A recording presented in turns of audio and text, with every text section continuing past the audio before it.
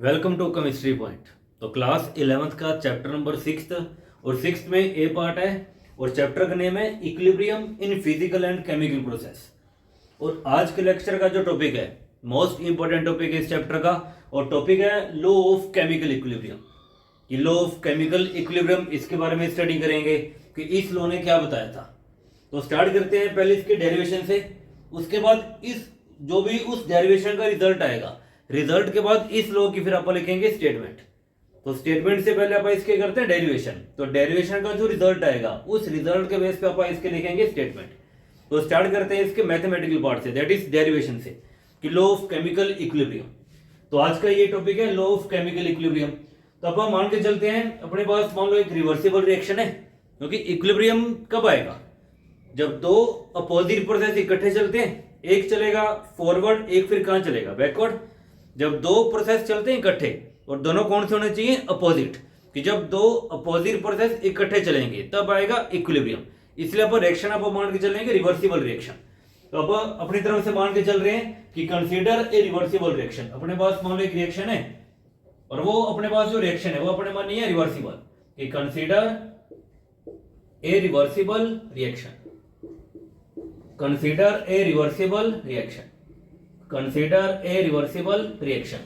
अपने पास मान लो एक रिवर्सिबल रिएक्शन है, जैसे मान लो for example a mole of A plus में बी मोल ऑफ बी, और मान लो यहां से बनेगा सी मोल ऑफ सी प्लस में साथ में क्या बनेगा? D mole of D. ये अपने मान लो एक रिवर्सिबल रिएक्शन है। अब इसमें जो कैपिटल ए और कैपिटल बी है ये तो फिर क्या हो जाएगा अपना रिएक्टेंट, और इसमें जो कैपिटल सी और जो कैपिटल डी आ रहा है ये फिर क्या बनेगा? प्रोडक्ट। और इसमें जो स्मॉल ए और जो स्मॉल बी आ रहे हैं ये इसमें क्या रिप्रेजेंट करते हैं? स्टोइकोमेट्रिक कोएफिशिएंट को, मतलब ये नंबर ऑफ मोल्स हैं। स्मॉल ए किसका नंबर ऑफ मोल्स है? ए का। स्मॉल बी किसका नंबर ऑफ मोल्स है? बी का। मतलब जो स्मॉल ए, स्मॉल बी, स्मॉल सी और जो स्मॉल डी है ये सारे क्या है? स्टोइकोमेट्रिक कोएफिशिएंट है। मतलब ये नंबर ऑफ मोल्स को क्या करते हैं? रिप्रेजेंट करते हैं। ये अपने मान लिया एक रिवर्सिबल रिएक्शन है। अब इसमें चेक करना, इसमें डबल एरो आ रहा है, मतलब रिएक्शन कैसी है? रिवर्सिबल है। जिसमें भी डबल एरो होता है वो होता है रिवर्सिबल, मतलब जो दोनों तरफ चलती है। ऊपर वाला एरो क्या बताएगा? फॉरवर्ड रिएक्शन एफ लिख दिया। नीचे वाला एरो क्या बताएगा? बैकवर्ड रिएक्शन बी लिख दिया अपने। ऊपर वाला एरो क्या बताएगा? फॉरवर्ड रिएक्शन, और जो नीचे वाला एरो है ये इसमें क्या बताएगा? Backward reaction. तो पहला पे इसके लिखते हैं फॉरवर्ड रिएक्शन। जब इस रिवर्सिबल रिएक्शन की फॉरवर्ड रिएक्शन क्या बननी चाहिए? तो पहला पे इसके लिखते हैं फॉरवर्ड रिएक्शन। तो इसके अगर आप देखें फॉरवर्ड रिएक्शन क्या बननी चाहिए, तो इसकी फॉरवर्ड रिएक्शन क्या बननी चाहिए? ए बी किस में चेंज होगा? सी डी में। तो यहां से क्या लिखेंगे अपन? ए मोल ऑफ ए प्लस में बी मोल ऑफ बी, और यहां से क्या बनेगा? सी मोल ऑफ सी प्लस में साथ में क्या बनेगा? D mole of D. ये अपने मान ली इसकी फॉरवर्ड रिएक्शन है। ये फॉरवर्ड रिएक्शन है। तो फॉरवर्ड के लिए ए और बी ये फिर क्या बनेगा? रिएक्टेंट, और ये फिर क्या बनेगा? अपना प्रोडक्ट। फॉरवर्ड रिएक्शन के लिए ए और बी फिर क्या बन जाएगा? रिएक्टेंट, और जो सी और डी है ये फिर क्या बनेगा? प्रोडक्ट। कल इसमें पढ़ा था, लास्ट लेक्चर में कवर किया था लॉ ऑफ मास एक्शन, कि लॉ ऑफ मास एक्शन में क्या बताया था। अब उस लॉ ऑफ मास एक्शन का यूज करके आप इस रिएक्शन का क्या लिखेंगे? रेट लिखेंगे, कि according to law of mass action. अगर आप देखें according to law of mass action, और लॉ ऑफ मास एक्शन का पास शॉर्ट में क्या बोलते हैं? LOMA। यही पढ़ा था, according to law of mass action. अब इस लॉ की स्टेटमेंट क्या थी? लास्ट वीडियो में कवर किया था कि according to law of mass action क्या होता है। इसके अकॉर्डिंग क्या होता है कि किसी भी रिएक्शन का जो रेट है वो डिपेंड करता है मोलर कंसंट्रेशन ऑफ रिएक्टेंट, और जो स्टोइकोमेट्रिक कोएफिशिएंट होते हैं वो नंबर कहां जाते हैं? हमेशा पावर में। ये पढ़ा था, तो इस पे अप्लाई करते हैं। तो यहां से अगर आप देखें रेट, तो यहां से जो रेट है वो फिर क्या बनना चाहिए? Rate of forward reaction. F मतलब फॉरवर्ड रिएक्शन की बात हो रही है, तो रेट भी किसका आएगा? फॉरवर्ड का आएगा। इसलिए साथ में क्या लिख दिया अपने? एफ लिख दिया। एफ मतलब फॉरवर्ड रिएक्शन को ये रिप्रेजेंट करेगा कि rate of forward reaction is directly proportional to the product of molar concentration of reactant. तो रिएक्टेंट इसमें क्या आ रहे हैं? ए, मतलब जो रेट है ये डिपेंड करेगा कंसंट्रेशन ऑफ ए, और इनटू में साथ में क्या आ जाएगा? कंसंट्रेशन ऑफ बी, और जो स्टोइकोमेट्रिक कोएफिशिएंट होते हैं वो फिर सारे कहां जाते हैं? हमेशा पावर में। तो ए के रिस्पेक्ट में क्या आ रहा है? स्मॉल ए, तो स्मॉल ए कहां जाएगा? पावर में। बी के रिस्पेक्ट में क्या आ रहा है? स्मॉल बी, तो स्मॉल बी कहां जाएगा? पावर में। तो ये रेट किसका बन गया? फॉरवर्ड का बन गया। वही है clear? According to law of mass action अपने इस रिएक्शन का क्या लिख दिया? रेट लिख दिया। तो ये रेट एफ, मतलब इसका और भी अगर आप देखें शॉर्ट में लिख दिया आरएफ, इसको अपने लिख दिया आर एफ, मतलब रेट ऑफ फॉरवर्ड डायरेक्शन। अगर आप इस कांस्टेंट ऑफ प्रोपोर्शनैलिटी को रिमूव करते हैं तो यहाँ पे क्या आएगा, कांस्टेंट, और जो कांस्टेंट आप यूज करते हैं वो क्या यूज करते हैं, के। फॉरवर्ड की बात हो रही है, साथ में क्या लिखेंगे, एफ लिखेंगे, के एफ आ जाएगा। ये सब एज इट इज। तो यहाँ पे क्या आ जाएगा, A raise to power small a, और यहाँ पे क्या आ जाएगा, B raise to power small b आ जाएगा। मतलब ये क्या आ जाएगा, रेट आ जाएगा। तो ये अपना क्या आ जाएगा, रेट आ जाएगा। तो ये आ गया अपना रेट किसका, फॉरवर्ड का। आर एफ मतलब rate constant, sorry rate of forward direction. और इसमें जो के एफ आ रहा है, के मतलब क्या होता है, रेट कांस्टेंट, किसकी बात हो रही है, फॉरवर्ड की। एफ यहाँ पे क्या बताएगा, फॉरवर्ड डायरेक्शन की बात हो रही है। तो के एफ इसमें क्या बताएगा, rate constant of forward direction. तो यहां मैं लिख देता हूं कि के एफ इसमें क्या रिप्रेजेंट करेगा, कि के एफ इसमें क्या रिप्रेजेंट करेगा। तो के एफ क्या रिप्रेजेंट करेगा, rate constant of forward reaction.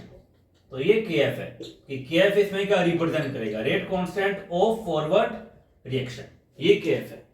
तो ये तो रेट आपने लिख दिया फॉरवर्ड डायरेक्शन का। अब आप इसके लिखते हैं बैकवर्ड डायरेक्शन। इस डायरेक्शन के लिए फॉरवर्ड डायरेक्शन तो ये वाली बनेगी। अब इस डायरेक्शन के लिए बैकवर्ड डायरेक्शन क्या बननी चाहिए, वो लिखते हैं। इस डायरेक्शन के लिए बैकवर्ड डायरेक्शन क्या बनेगी, तो वो लिखते हैं बैकवर्ड डायरेक्शन। अब लिखते हैं बैकवर्ड डायरेक्शन कि बैकवर्ड डायरेक्शन क्या बननी चाहिए। तो यहां से अगर आप लिखें इसकी बैकवर्ड डायरेक्शन, कि बैकवर्ड डायरेक्शन क्या बननी चाहिए। अब बैकवर्ड डायरेक्शन क्या बननी चाहिए, बैकवर्ड को आप कैसे लिखेंगे, सीडी किसमें चेंज हो रहा है, एबी में। ये बैकवर्ड है, ये फॉरवर्ड है, और ये फिर क्या है, बैकवर्ड है। तो बैकवर्ड में क्या होगा, जो सी और डी है वो किसमें चेंज होगा, ए और बी में। तो यहां से आप क्या लिखेंगे, सी मोल ऑफ सी प्लस में डी मोल ऑफ डी, और वहां से क्या बनेगा, ए मोल ऑफ ए प्लस में साथ में क्या बनेगा, बी मोल ऑफ बी बनेगा। तो ये इस रिएक्शन की बैकवर्ड डायरेक्शन है। और फिर इसका आप क्या लिखेंगे, रेट लिखेंगे according to law of mass action, जैसे अभी लिखा था, सारे स्टेप सेम है। अब इसका लिखेंगे आप rate according to law of mass action. तो यहां लिखते हैं आप according to law of mass action, according to law of mass action. आप इसका लिखेंगे रेट, तो यहां से लिखेंगे आप रेट। अब बात हो रही है बैकवर्ड की, तो यहां पे लिख दो बी, यहां पे अपन लिख दिया B is directly proportional to. अब ध्यान से चेक करना, बैकवर्ड डायरेक्शन के लिए, बैकवर्ड डायरेक्शन के लिए सी और डी फिर क्या बनेगा, रिएक्टेंट, और ए और बी फिर क्या बनेगा, अपना प्रोडक्ट। बैकवर्ड डायरेक्शन की बात हो रही है, बैकवर्ड के लिए सी और डी फिर क्या बनेगा, रिएक्टेंट, और जो ए और बी है ये फिर क्या बनेगा, प्रोडक्ट। और according to law of mass action, किसी भी रिएक्शन का जो रेट है ये किस पे डिपेंड करता है, मोलर कंसंट्रेशन ऑफ रिएक्टेंट। अब बैकवर्ड रिएक्शन के लिए रिएक्टेंट कौन से हैं, सी और डी, मतलब जो रेट है वो किस पे डिपेंड करेगा, कंसंट्रेशन ऑफ सी इंटू में साथ में क्या आ जाएगा, कंसंट्रेशन ऑफ डी आ जाएगा। तो कंसंट्रेशन ऑफ सी इंटू में साथ में क्या आ जाएगा, कंसंट्रेशन ऑफ डी। और जो स्टोइकोमेट्रिक कोएफिशिएंट है वो नंबर कहां जाते हैं, हमेशा पावर में। तो सी के रिस्पेक्ट में क्या आ रहा है, स्मॉल सी, और डी के रिस्पेक्ट में क्या आ रहा है, स्मॉल डी। तो ये नंबर कहां जाएंगे, पावर में। उसके बाद फिर से वही है, रेट ऑफ बैकवर्ड डायरेक्शन, इसका आप क्या लिखेंगे, आरबी। इस साइन को रिमूव करेंगे, क्या आएगा, कांस्टेंट। बैकवर्ड डायरेक्शन की बात हो रही है, तो बैकवर्ड के लिए आप क्या लिखेंगे, बी, साथ में क्या आ जाएगा, कंसंट्रेशन ऑफ सी इंटू में साथ में क्या आ जाएगा, कंसंट्रेशन ऑफ डी। सी के रिस्पेक्ट में स्मॉल सी, और डी के रिस्पेक्ट में क्या आ रहा है, स्मॉल डी। तो ये फिर क्या आ जाएगा, रेट आ जाएगा किसका, बैकवर्ड का। तो ये रेट बनेगा बैकवर्ड डायरेक्शन का, तो ये रेट बनेगा बैकवर्ड डायरेक्शन का। और इसमें जो केबी है, केबी इसमें क्या रिप्रेजेंट करेगा, तो केबी इसमें क्या रिप्रेजेंट करेगा, rate constant of backward direction. तो केबी इसमें क्या रिप्रेजेंट करेगा, rate constant of backward reaction, rate constant of backward reaction. तो ये इसमें केबी रिप्रेजेंट करेगा कि केबी क्या बताएगा और केएफ क्या बताएगा। तो ये रेट आ गया फॉरवर्ड का, ये रेट आ गया बैकवर्ड का। स्टेप सारे सेम है। पहले आप इसके लिखेंगे forward direction according to law of mass action का यूज करके आप इस फॉरवर्ड डायरेक्शन का क्या लिखेंगे, रेट। फिर आप इसके लिखेंगे backward direction according to law of mass action का यूज करके आप इस बैकवर्ड डायरेक्शन का क्या लिखेंगे, रेट लिखेंगे। तो ये हो गया। ध्यान से चेक करना, सिंस ये वाली जो रिएक्शन है ये कैसी है, रिवर्सिबल। अगर रिएक्शन रिवर्सिबल है तो क्या उसमें इक्विलिब्रियम आएगा, बिल्कुल आएगा, क्योंकि रिवर्सिबल में इक्विलिब्रियम आता होता है। मतलब किसी भी एक टाइम पे जब रिएक्शन प्रोसीड करेगी, एक टाइम ऐसा आएगा जब रिएक्शन में क्या आ जाएगा, इक्विलिब्रियम। अगर रिएक्शन में इक्विलिब्रियम आएगा, और एट इक्विलिब्रियम पे क्या होता है, इक्विलिब्रियम की डेफिनेशन पढ़ी थी कि rate of forward reaction become equal to rate of backward reaction, क्योंकि रिएक्शन ये वाली कैसी है, रिवर्सिबल है। अगर रिएक्शन रिवर्सिबल है तो रिएक्शन में इक्विलिब्रियम भी आएगा। अगर इक्विलिब्रियम आएगा और इस कंडीशन पे क्या होगा कि एट इक्विलिब्रियम, क्योंकि इक्विलिब्रियम आएगा ये कंफर्म है, एट इक्विलिब्रियम इस कंडीशन पे क्या होगा, एट इक्विलिब्रियम, तो यहां से क्या हो जाएगा, rate of forward reaction become equal to क्या आ जाएगा, रेट ऑफ बैकवर्ड रिएक्शन। ये डेफिनेशन होती है इक्विलिब्रियम की। इक्विलिब्रियम का आप डिफाइन कैसे कर सकते हैं, क्योंकि रिएक्शन रिवर्सिबल है, तो रिवर्सिबल है तो वहां पे फिर क्या आएगा, इक्विलिब्रियम आएगा। अगर इक्विलिब्रियम आएगा तो इस कंडीशन पे क्या हो जाएगा, rate of forward reaction become equal to क्या हो जाएगा, रेट ऑफ बैकवर्ड रिएक्शन। ये केस बनेगा। अब आर एफ की ये वाली वैल्यू पुट कर दो यहाँ पे, और आर बी की ये वाली वैल्यू इसको पुट कर दो यहाँ पे। हुआ क्लियर? आर एफ की जो ये वाली वैल्यू है इसको पुट कर दो यहाँ पे, और आर बी की ये वाली वैल्यू इसको पुट कर दो यहाँ पे। वैल्यूज पुट करनी है। अगर आप यहाँ पे वैल्यूज पुट करते हैं तो आर एफ की वैल्यू क्या आ रही है, के एफ ए इंटू बी, तो यहाँ पे पुट कर दो, तो यहां से क्या आ जाएगा, आर एफ सॉरी के एफ आ जाएगा, आर एफ नहीं के एफ आएगा सॉरी। तो यहां से जो आर एफ की वैल्यू है, यहां से चेक करना आर एफ की वैल्यू क्या आ रही है, के एफ, तो यहां से क्या आ जाएगा, के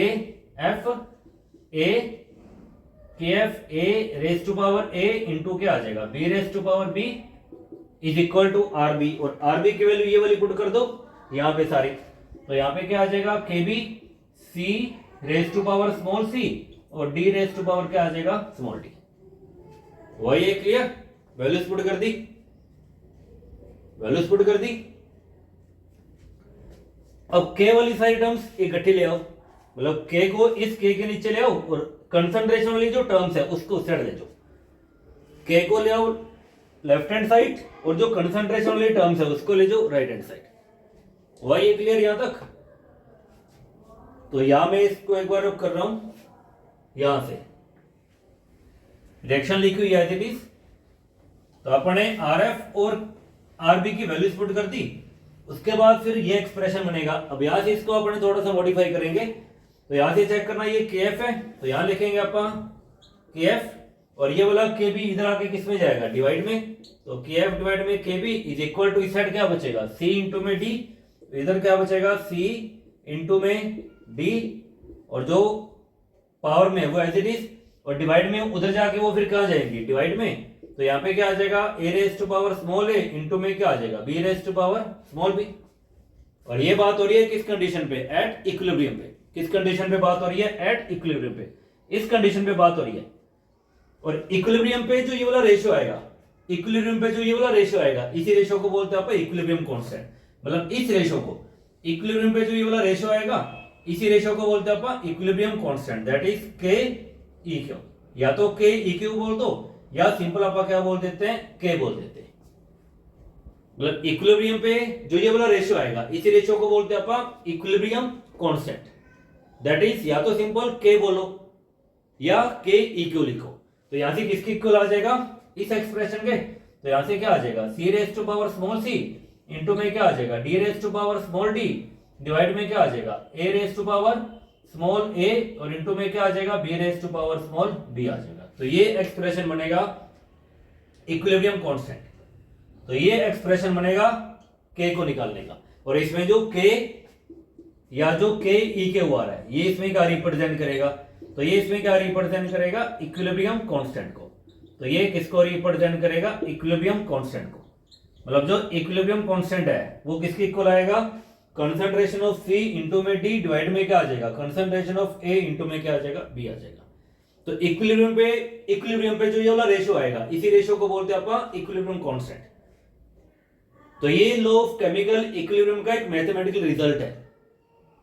अब इस रिजल्ट का यूज करके आप इस लॉ की क्या लिखेंगे, स्टेटमेंट। आप इस लॉ की क्या लिखेंगे, स्टेटमेंट।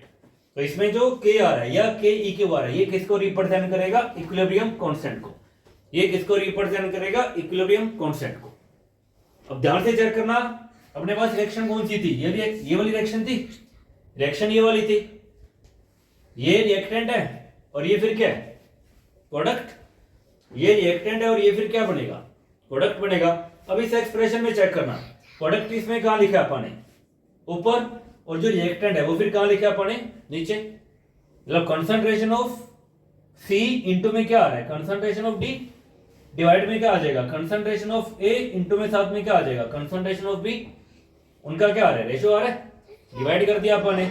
और जो स्टोइकोमेट्रिक कोएफिशिएंट आ रहे हैं वो फिर जो स्टोइकोमेट्रिक कोएफिशिएंट आ रहे हैं वो फिर सारे कहां जा रहे हैं, पावर में। वो फिर कहां जा रहे हैं, इसमें पावर में जा रहे हैं।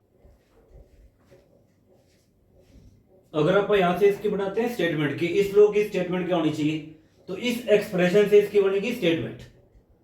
मतलब इस स्टेटमेंट का यूज करके आप इस के को डिफाइन कर सकते हैं। के या बोल दो के ई क्यू, या इसी को आप क्या बोलते हैं, इक्विलिब्रियम कांस्टेंट। मतलब इस स्टेटमेंट का यूज करके आप इस के को आप डिफाइन कर सकते हैं। अब के को आप डिफाइन कैसे कर सकते हैं, ध्यान से चेक करना। ऊपर इस रिएक्शन में, मतलब इस रिएक्शन में सी और डी क्या है, प्रोडक्ट है, तो सी और डी को अपने क्या लिखा हुआ है ऊपर, और ए और बी फिर इसमें क्या है, रिएक्टेंट, और इसकी कंसंट्रेशन को अपने क्या लिखा हुआ है नीचे। तो ये वाला जो रेशियो आएगा, मतलब molar concentration of product divide में मोलर कंसंट्रेशन ऑफ रिएक्टेंट, इस रेशियो को अपन क्या बोल देते हैं, equilibrium constant.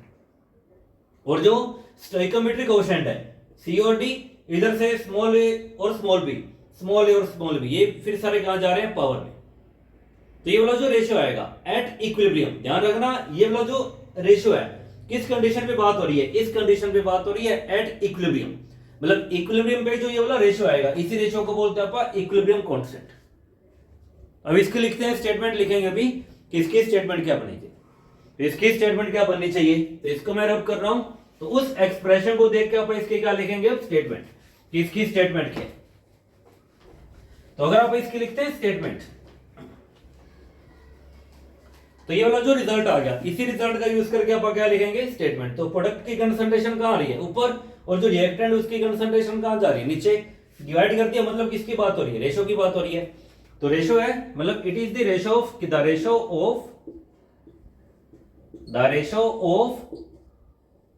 Product of product, मतलब इस मल्टीप्लिकेशन की बात हो रही है कि कंसंट्रेशन ऑफ सी इंटू में डी, प्रोडक्ट मतलब मल्टीप्लाई की बात हो रही है कि the ratio of product of molar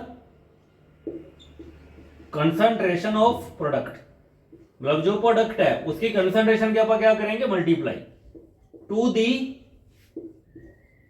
the product of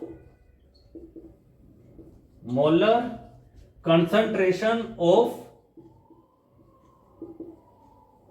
reactant, मतलब रिएक्टेंट की कंसंट्रेशन की भी अपने क्या कर दी, multiply. The ratio of product of molar concentration of product to the product of molar concentration of reactant, each concentration, और जो स्टोइकोमेट्रिक कोएफिशिएंट है वो नंबर कहां जाएगा, हमेशा पावर में। Each concentration raise to power its stoichiometric coefficient, its stoichiometric coefficient is constant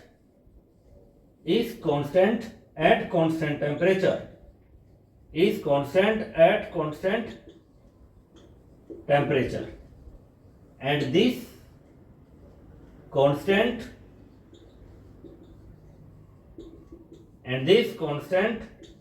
is called equilibrium constant, and this constant is called equilibrium constant, that is या तो इसको बोलो k या k e q। तो ये इस लो की स्टेटमेंट है। तो इस एक्सप्रेशन का यूज करके अपन इसकी क्या लिख दी, स्टेटमेंट लिख दी। मतलब ये वाला जो कांस्टेंट है किसी एक पर्टिकुलर टेम्परेचर पे क्या आएगा, कांस्टेंट आएगा, ये लिखा हुआ है इस कांस्टेंट एट कांस्टेंट टेम्परेचर। मतलब k की जो वैल्यू है ये क्या होती है, k की जो ये वाली वैल्यू आएगी ये कांस्टेंट आएगी। मतलब ये वाली जो k की वैल्यू है ये सिर्फ और सिर्फ टेम्परेचर पे डिपेंड करेगा। ये वाला जो k है ये सिर्फ और सिर्फ टेम्परेचर पे डिपेंड करेगा। अगर आप टेम्परेचर में चेंज करेंगे तो k की वैल्यू में भी क्या आ जाएगा, चेंज आ जाएगा। तो ये इस एक्सप्रेशन को अपने इसकी क्या लिख दी, स्टेटमेंट लिख दी। तो ये लॉ ऑफ केमिकल इक्विलिब्रियम की स्टेटमेंट है।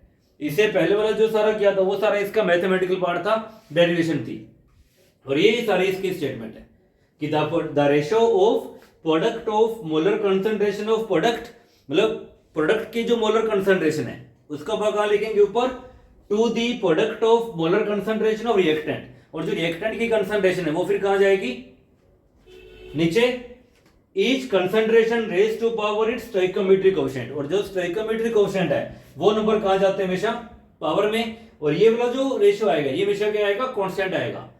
कब, कांस्टेंट टेंपरेचर पे। और इसी कांस्टेंट को आप क्या बोल देते हैं, इक्विलिब्रियम कांस्टेंट। और इक्विलिब्रियम कांस्टेंट या तो इसका सिंबल क्या होता है, के, या फिर आप इसको क्या लिखते हैं, के ई क्यू। तो अगर आपने किसी भी रिएक्शन का के लिखना है तो के लिखना आना चाहिए। अगर आपने किसी भी रिएक्शन का के लिखना है, सिंपल है, कैसे लिखेंगे, बिल्कुल सिंपल है, प्रोडक्ट आप कहां लिखेंगे, ऊपर, और जो रिएक्टेंट है वो फिर सारा कहां जाएगा, हमेशा नीचे। रिएक्शन जो मर्जी आ जाए, अगर आपने किसी रिवर्सिबल रिएक्शन का के लिखना है तो के आप कैसे लिखेंगे, प्रोडक्ट आप कहां लिखेंगे, हमेशा ऊपर, और जो रिएक्टेंट है वो फिर कहां लिखेंगे, हमेशा आप नीचे। और जो स्टोइकोमेट्रिक कोएफिशिएंट है वो नंबर कहां जाएंगे, हमेशा पावर में। तो ये मेथड है के लिखने का। अब ये वाला जो इक्विलिब्रियम कांस्टेंट होता है, ये होता है दो टाइप का, एक होता है केपी और एक होता है केसी। एक होता है केपी और एक होता है केसी। अब केपी का मीनिंग क्या होता है और केसी का मीनिंग क्या होता है, ये हुआ क्लियर यहां तक सारा। अब बात आती है केपी का मीनिंग क्या होता है और केसी का मीनिंग क्या होता है। मेथड सेम है लिखने का, चाहे केपी पूछ ले, चाहे केसी पूछ ले, चाहे के पूछ ले, चाहे के ई क्यू पूछ ले, चारों को लिखने का मेथड क्या रहेगा, सेम रहेगा।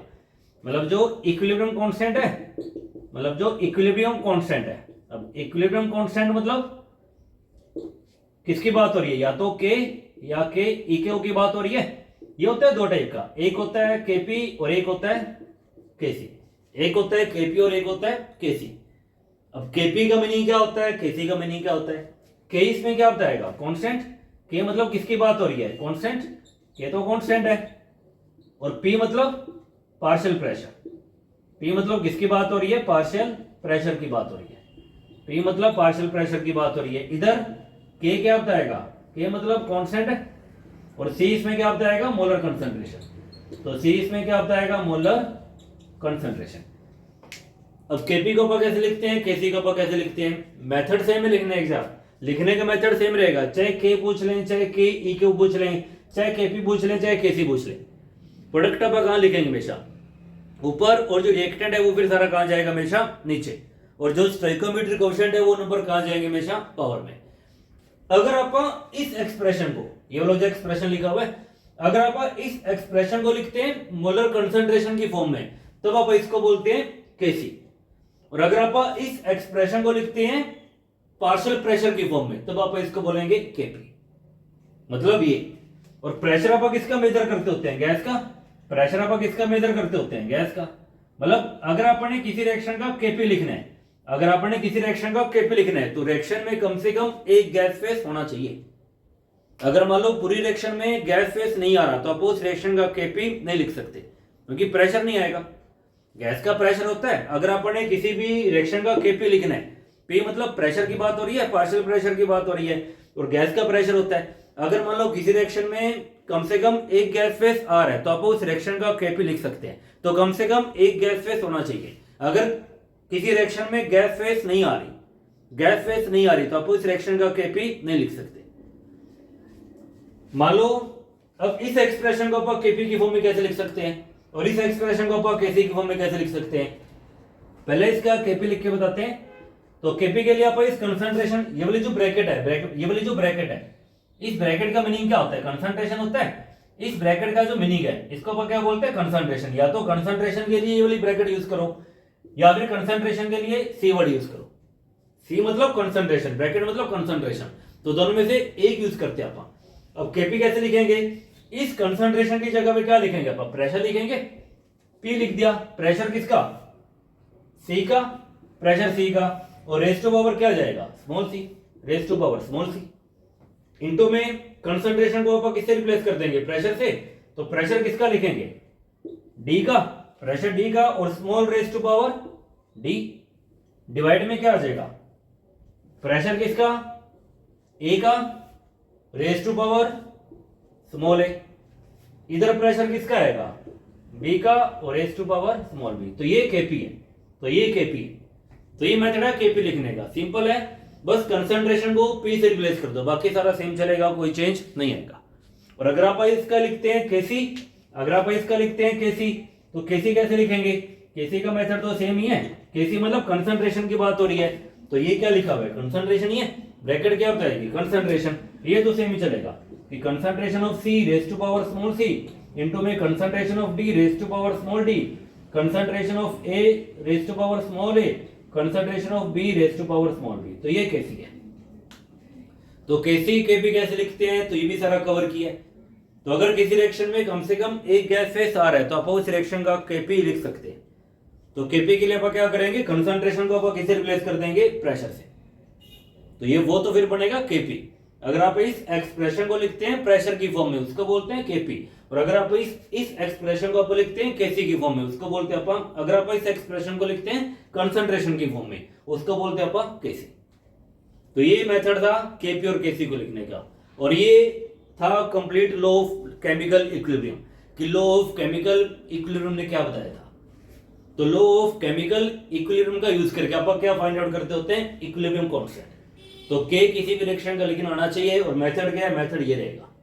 तो ये था complete law of chemical equilibrium कि कैसे आप इसको डिफाइन कर सकते हैं, कैसे इसका अपने मैथमेटिकल जो पार्ट है उसके अपने इसको डिराइव किया।